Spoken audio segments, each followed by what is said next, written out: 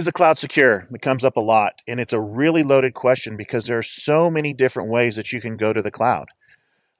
Certainly, the platforms themselves, the big three, Google, AWS, Microsoft, they're all making incredible investments in the security of the platforms themselves to make sure they don't get hacked at the cloud level. But the security of your data and how secure that is in the cloud depends heavily upon your company and your management of user access, in addition to your cybersecurity awareness training. The big MGM Grand or MGM Resorts hack that just recently happened was a breakdown in the people. Somebody granted access to the bad guys that shouldn't have been granted, and they were able to get in and essentially cripple their casinos.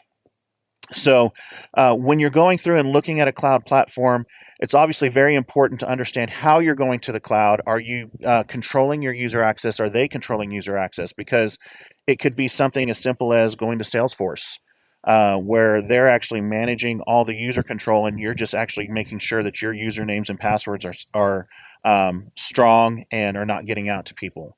Other ways, you've got actually services that are going to be running, whether it's Microsoft SQL services or some web services, things along that line, storage services that could be going up there.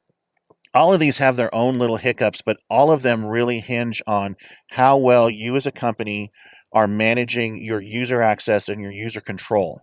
And so it's always the same, whether it's on premise or out in the cloud. You need to make sure you have really solid user access control and really good controls around how you are granting access to different areas.